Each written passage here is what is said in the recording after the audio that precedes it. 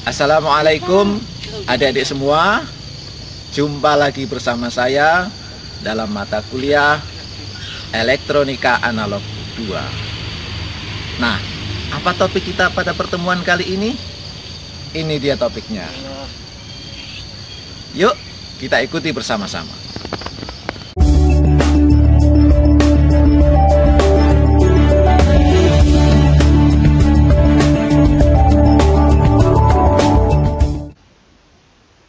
Pada pertemuan kali ini, kita akan belajar tentang salah satu komponen elektronika yang cukup banyak digunakan, yaitu operasional amplifier atau disingkat dengan op-amp. Apa saja yang akan kita pelajari pada pertemuan kali ini?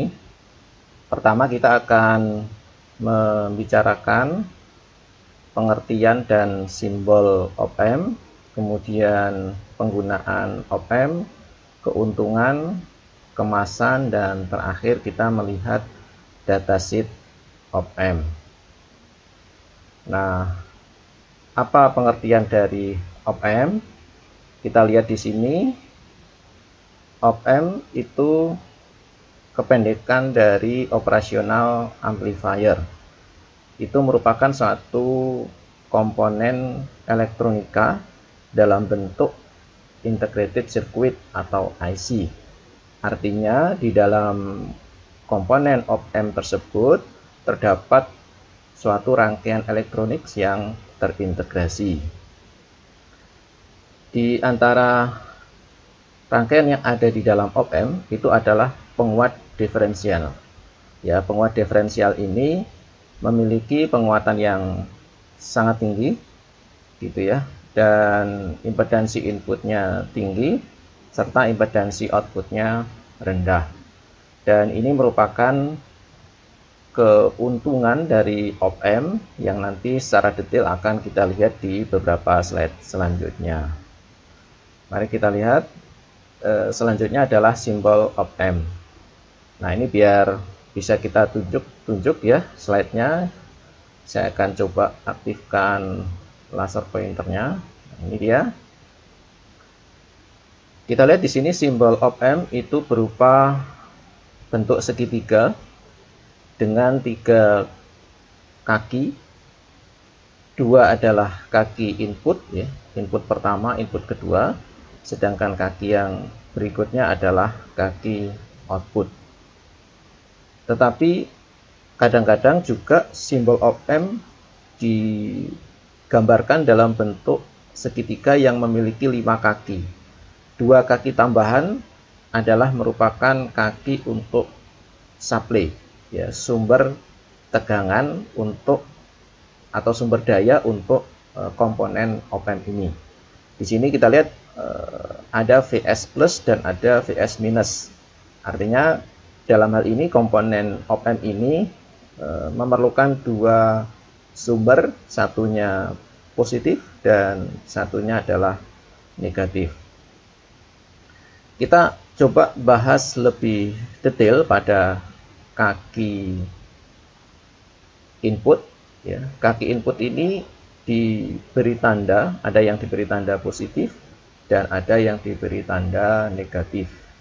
Bagian yang diberi tanda positif ini disebut dengan input non-inverting. Sedangkan bagian yang diberi tanda negatif ini disebut dengan input inverting.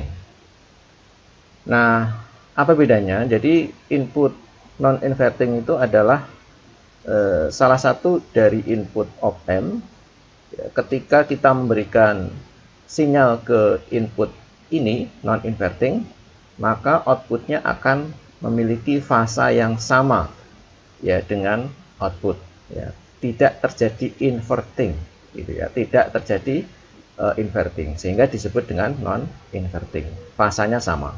Jadi kalau kita memberikan sinyal input pada saat tertentu nilainya positif ya, dia adalah sinyal positif, maka outputnya juga akan positif. Sedangkan ketika inputnya negatif, maka outputnya juga negatif. Sedangkan yang kedua yang memiliki tanda minus atau negatif, ini ketika kita memberikan input pada kaki yang ini, kaki yang inverting, maka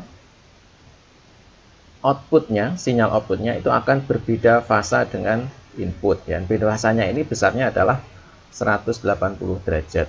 Jadi terbalik begitu ya. Sehingga disebut dengan inverting, ada pembalikan di sana.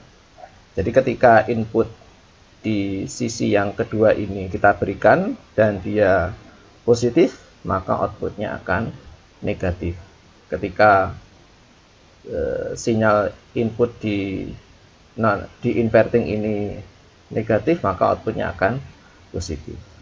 Nah, itulah juga merupakan penjelasan kenapa pada op-amp di sini kita membutuhkan dua supply, satu positif, satu negatif, supaya bisa memberikan output baik positif ataupun negatif. Kita lihat selanjutnya, apa sih keuntungan dari op-amp? Nah, sekilas tadi di depan sudah kita singgung. Yang pertama, penguatannya sangat besar, ya, bisa sampai 1000 kali, gitu ya. Nah, penguatan yang sangat besar ini tentunya nanti dalam prakteknya, dalam implementasinya di rangkaian, tentu akan bisa kita atur, ya, bisa kita atur dengan menambahkan rangkaian lain atau komponen lain di sekitar op-amp. Nah, kemudian yang kedua keuntungannya adalah impedansi input yang besar atau tinggi. Ya, apa keuntungan dengan adanya impedansi input yang tinggi ini? Kalau komponen ini memiliki impedansi input yang tinggi, maka dia tidak akan membebani rangkaian yang di depannya, gitu ya.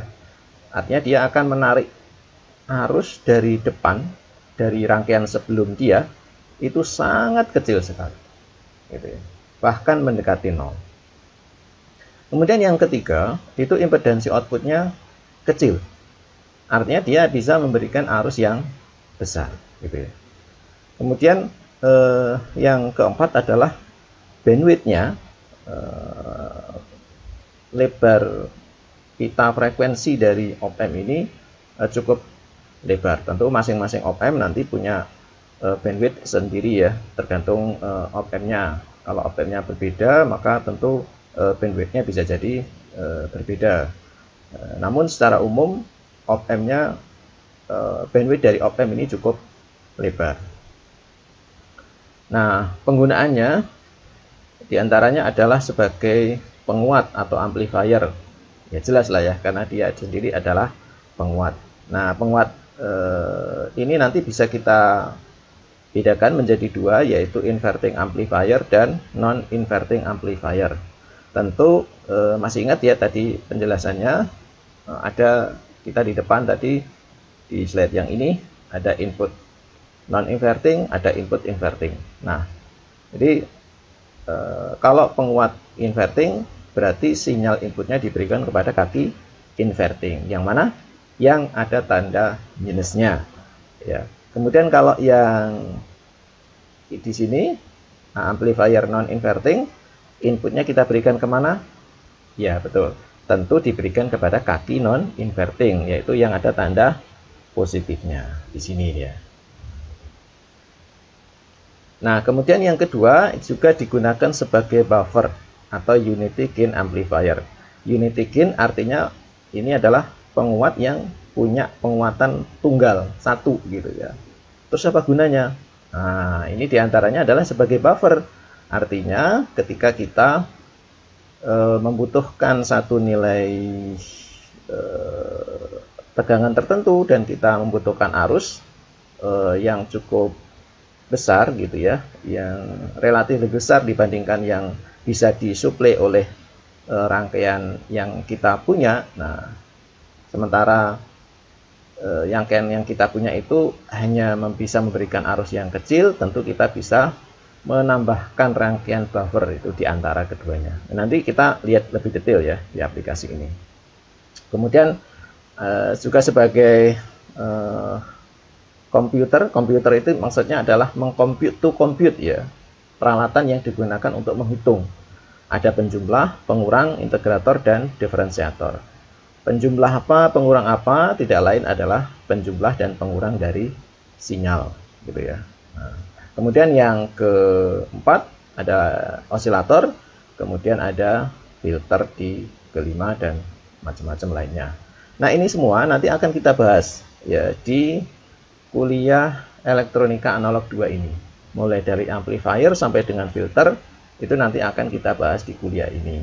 Hanya pada pertemuan kali ini kita hanya akan membicarakan khusus masalah komponen op-amp-nya saja. Sedangkan aplikasinya atau penggunaannya nanti ada di pertemuan-pertemuan selanjutnya. Nah, mari kita lihat selanjutnya adalah kemasan atau package begitu ya dari op-amp. Itu bisa kita lihat di sini ada dua macam gitu ya. Ada yang dikemas dalam bentuk DIP atau singkatan dari dual inline package ya, dual inline package. Maksudnya adalah kemasan yang kakinya itu disusun dalam sebaris dua gitu ya, berjajar dua gitu ya. Jadi kakinya itu disusun berjajar dua seperti ini. Di sebelah sini ada 4, di sebelah kanan ada 4. Nah, kalau kita lihat bentuknya di sini seperti ini ya, seperti apa ya? Seperti laba-laba begitu ya, seperti laba-laba.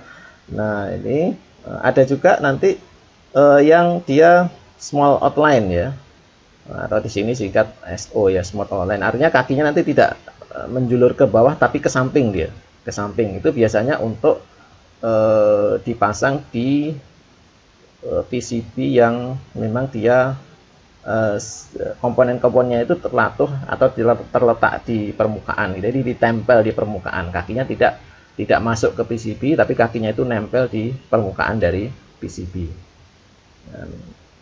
Biasa disebut dengan surface mount device ya, artinya komponen-komponen yang dia dipasang gitu ya, ditempelkan di permukaan dari PCB.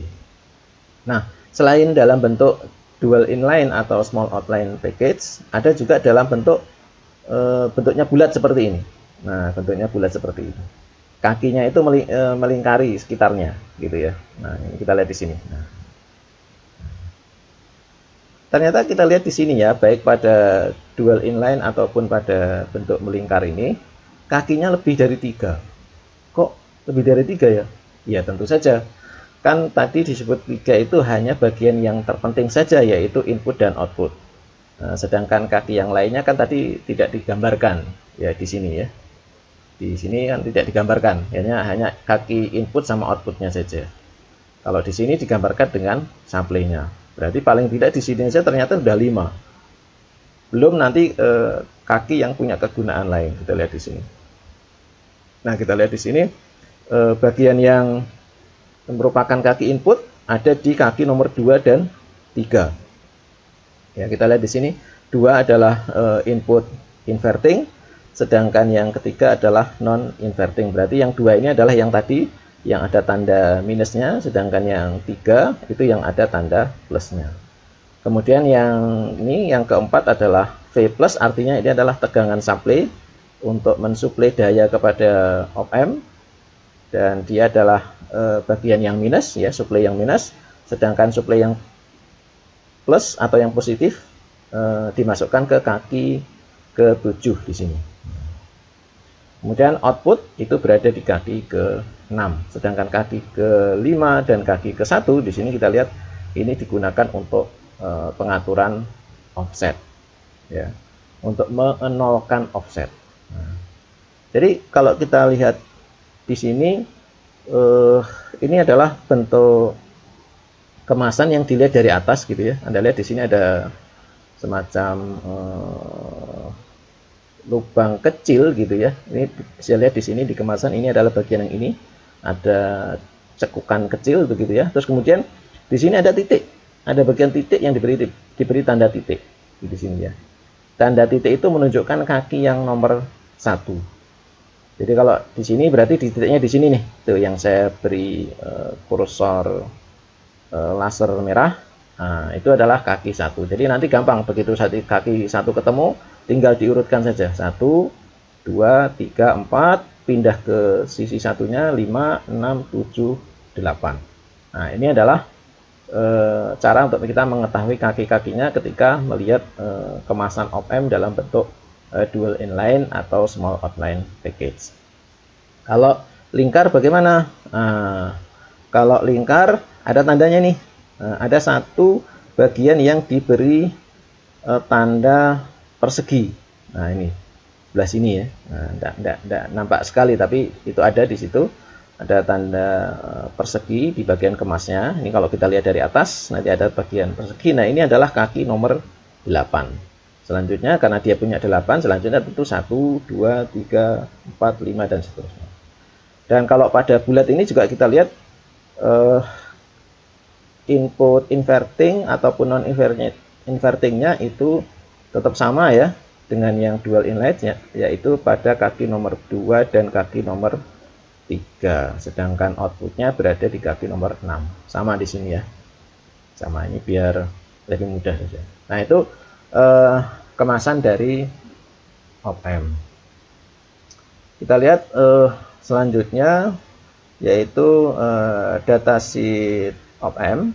Datasheet itu apa sih? Datasheet itu sesungguhnya adalah merupakan suatu dokumen gitu ya, yang berisi informasi karakteristik dari komponen tersebut ya, baik mulai dari elektrik ya, karakteristik elektrik, maupun karakteristik lainnya, misalnya temperatur atau suhu ya, mulai dari rating maksimumnya, kemudian juga kadang dilengkapi dengan petunjuk pemakaian dalam rangkaian atau contoh aplikasi rangkaian dari komponen tersebut gitu ya. Nah, ada satu komponen op-amp yang sangat populer. Ini memiliki tipe atau diberi kode tipe op-amp 741. Nah, ini sangat populer gitu ya, 741 ini. Bahkan sudah lama juga dibuat ini sehingga sangat populer, dan rangkaian terintegrasinya yang ada di dalamnya itu juga sudah dibahas dalam banyak literatur ya, banyak buku-buku tentang microelectronics yang membahas rangkaian di dalam op-amp 741. Nah, pada kuliah kali ini kita akan coba nanti melihat datasheet op-amp 741. Tentu dalam pertemuan kali ini tidak akan semua hal bisa kita bahas, tapi nanti kita lihat beberapa saja sebagai contoh. Nah, sebagai bahan pelengkap, Anda juga bisa mencari datasheet op-amp 741. Anda cari saja di internet begitu ya, datasheet op-amp 741, nanti Anda akan ketemu, Anda bisa pelajari dari situ. Juga salah satu datasheet untuk op-amp 741 sudah kami sediakan di sebagai materi tambahan dari kuliah ini. Nanti Anda bisa akses dan bisa ambil atau bisa di-download. Ya. Nah, nanti ini di sini di slide selanjutnya kita lihat ya beberapa karakteristik dari op-amp tipe 741. Nah, ini adalah contoh isi dari datasheet op-amp 741. Di sini adalah karakteristik elektriknya. Dilihat di sini bagian depan, contohnya adalah op-amp 741 yang memiliki supply plus minus 15. Anda masih ingat ya bahwa tadi supply-nya ada 2, plus sama minus. Di sini dicontohkan di sini plus minus 15 volt. Dan karakteristik elektrik ini didapat ketika suhunya 25 derajat Celcius. Di bagian lain dari datasheet ini tentu nanti akan bisa kita jumpai kalau temperaturnya itu tidak 25 derajat Celcius, apa yang terjadi. Nah, itu nanti di bagian datasheet yang lain bisa kita lihat. Contohnya ini yang pertama adalah input offset gitu ya, baik tegangan ataupun arusnya. Nah, ini bisa kita lihat bahwa input offset tegangan input offset gitu ya pada OPM 741 di sini tipikalnya ya rata-rata adalah 1 milivolt gitu ya. Input offset itu artinya apa? Artinya ketika terjadi perubahan di sisi input, perubahan outputnya itu akan terjadi setelah adanya perbedaan sebesar 1 milivolt gitu ya. Jadi ketika kita beralih dari plus ke minus gitu ya, yang mana kemudian nanti outputnya berubah juga dari plus ke minus misalnya, maka akan terjadi perubahan itu setelah adanya perbedaan kondisi di input sebesar 1 milivolt gitu ya. Dan banyak yang lainnya juga. Di sini kita lihat yang tadi di depan kita bicarakan, yaitu input resistance atau resistansi input atau impedansi input. Di sini kita lihat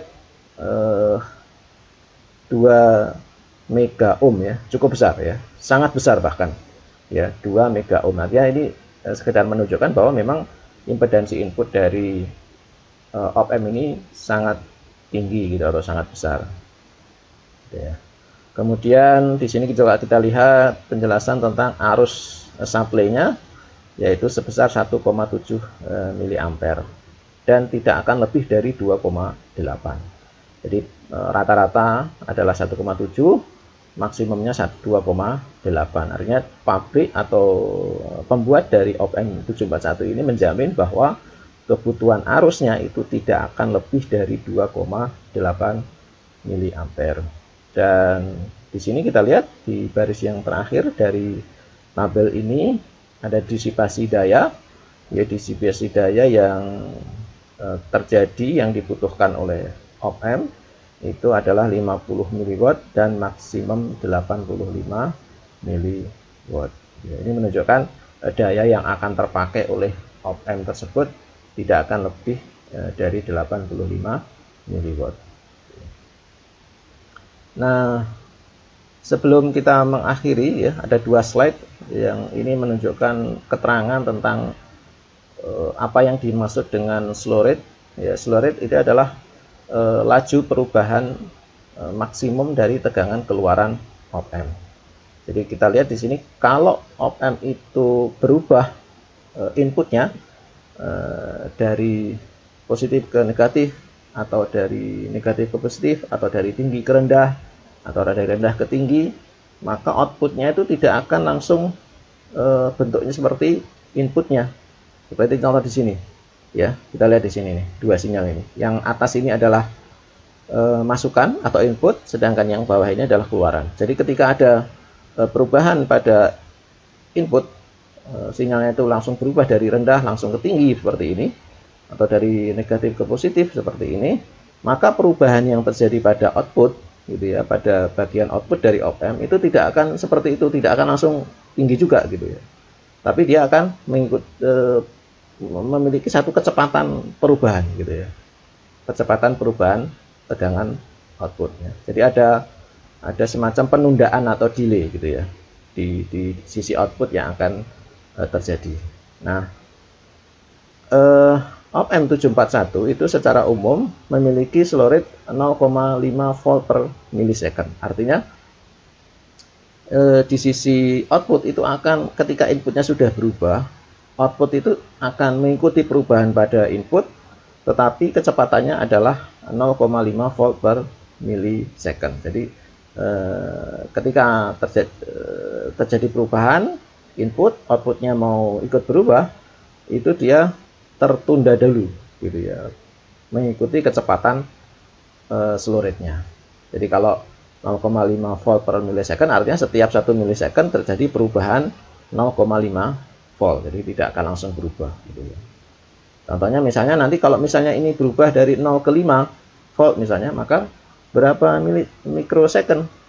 Nah, karena slow rate-nya adalah 0,5 per mikrosecond, maka tentu perubahan dari 0 sampai 5 volt itu membutuhkan waktu 10 mikrosecond. karena kan 0 sampai 5 gitu ya. Jadi perbedaannya adalah 5 volt perubahannya.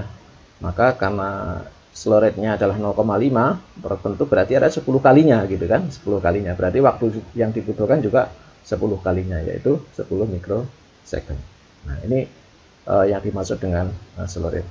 Inilah yang kemudian nantinya dalam aplikasi ketika kita menggunakan op-amp untuk aplikasi tertentu, misalnya untuk keperluan pendeteksian gitu ya, maka kita harus memperhatikan slow rate ini. Artinya kecepatan perubahan input harus kita batasi, jangan sampai terlalu cepat sehingga belum tercapai perubahan pada output, inputnya sudah berubah gitu ya. Jadi jangan sampai misalnya di sini nih, ini ada perubahan input ini, celuk ke atas gitu ya. Terus baru di sini, yang di sini kan ngikutin ke atas, belum sampai ke puncak, di sini sudah berubah gitu misalnya. Nah, di sini udah berubah langsung serut ke bawah. Jadi dia kan harus ke bawah juga gitu kan. Nah, jadi bentuknya jadi belum sampai ke puncak, dia harus ngikutin ke bawah. Nah, itu makanya nanti harus diperhatikan terutama untuk keperluan aplikasi yang frekuensinya tinggi gitu ya. Kemudian yang kedua itu adalah common mode rejection ratio, yaitu rasio rejeksi atau penghilangan begitu ya untuk common mode. Common mode itu adalah mode bersama. Jadi artinya gini, bagaimana tegangan yang sama inputnya, yang sama fasanya, sama fasanya, ketika dia dimasukkan ke dalam op-amp menjadi input dari op-amp ya, keluarannya itu tentunya akan sama ya. Karena kalau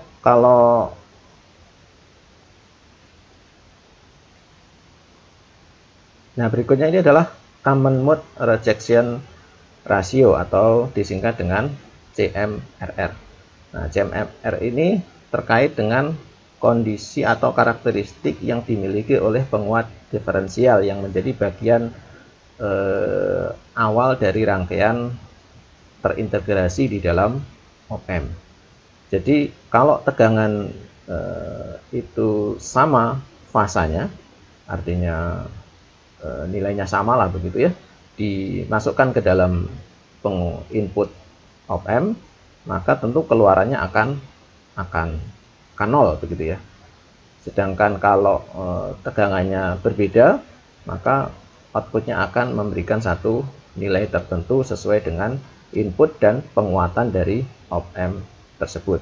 Nah, ini contohnya di sini di sebuah gambar untuk memberikan ilustrasi ya. Jadi ketika di sini kita punya dua sinyal yang dimasukkan ke dua input dari op-amp, baik inverting ataupun non-inverting di sini. Nah, kita lihat ketika fasanya sama, begitu ya. Kita lihat ketika sama, di sini juga sama, ternyata akan menghasilkan keluaran 0, gitu ya. Sedangkan ketika berbeda, nah kita lihat di sini kan naik dulu nih positif, di sini kan negatif di sinyal yang kecil ini. Nah, artinya dia beda fasa kan. Nah, jadi kita lihat di sini input yang punya dua sinyal yang memiliki yang mengandung dua frekuensi, yaitu frekuensi rendah 60 Hz dan frekuensi tingginya 1020 Hz. Nah, ini di sini kita lihat karena yang berbeda fasa itu hanya yang sinyal dengan frekuensi tinggi 1020 Hz, sementara yang 60 Hz-nya itu sama, ketika naik dia ikut naik begitu ya, ketika turun ikut turun, maka kita lihat di sini pada outputnya nanti keluarannya itu hanyalah pada tegangan yang berbeda fasanya, yaitu yang punya frekuensi tinggi 1020 Hz. Sedangkan yang rendah tadi kan fasanya sama, ini naik, di sini juga naik, turun juga turun. Ya, fasanya sama sehingga di sini 0. Jadi yang di sini frekuensi yang 60 Hz-nya itu 0. Sedangkan yang frekuensi tingginya, ini kita lihat yang sinyalnya sinus kecil seperti ini. Ya, ketika dia naik kita lihat di sini Ini naik, positif, di sini negatif. Ini positif, di sini negatif. Dia berbeda fasa. Nah, bagian sinyal yang berbeda fasa itulah yang kemudian dikuatkan oleh op-amp. Baik, saya kira itu saja pada pertemuan kali ini. Mudah-mudahan bermanfaat bagi kita semua. Kita akhiri. Wassalamualaikum warahmatullahi wabarakatuh.